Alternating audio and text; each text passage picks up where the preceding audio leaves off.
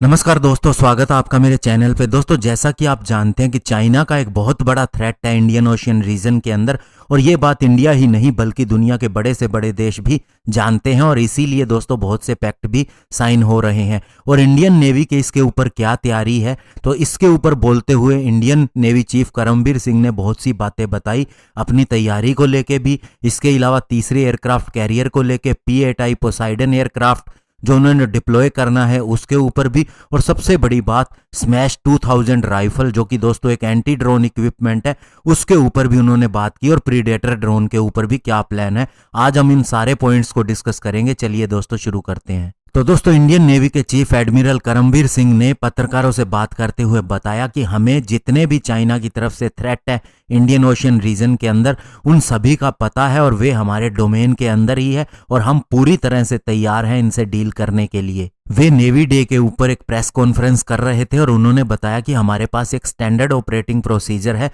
किसी भी इन्फ्रिंजमेंट से निपटने के लिए। और उनका इशारा सीधा सीधा चाइना की तरफ ही था।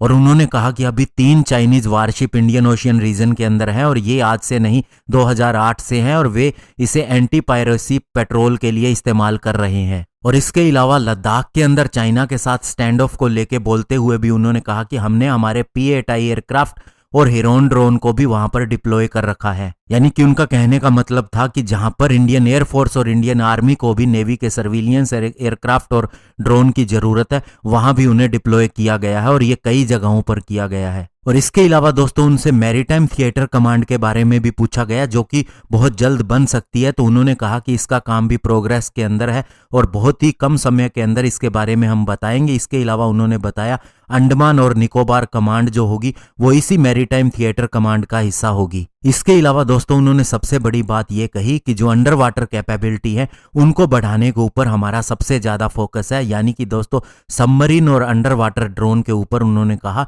कि ये चीजों के ऊपर हम ज्यादा काम करेंगे। और इसके अलावा तीसरे एयरक्राफ्ट कैरियर के बारे में भी उन्होंने बताया कि हमारा एकदम से मंशा क्लियर है इसके प्रति और ये आएगा ही आएगा। इसके अलावा उन्होंने कहा कि अमेरिका से जो 30 प्रीडेटर ड्रोन खरीदे जाने हैं तीनों सर्विसेज के लिए, वो भी हमारी तरफ से पूरी तरह से क्लियर है और हम इसे भी समय आने पर खरीदेंगे। इसके अलावा सबसे बड़ी बात उन्होंने कही स्मैश 2000 राइफल के बारे में, जो कि दोस्तों एक एंटी ड्रोन इक्विपमेंट है और दोस्तों हमें प्रोटेक्ट करता है ये किसी भी अटैक करने वाले ड्रोन से, और इसको भी वे प्रोक्योर करने जा रहे हैं। तो दोस्तों उनका टोटल कहने का मतलब इतना ही था कि मैरीटाइम डोमेन के अंदर जो भी चैलेंज इंडिया को है उसके प्रति वे पूरी तरह से तैयार हैं और डिटरमाइंड है, और इसके लिए जो भी तैयारी करनी पड़ेगी वो भी वे कर रहे हैं। धन्यवाद। जय हिंद।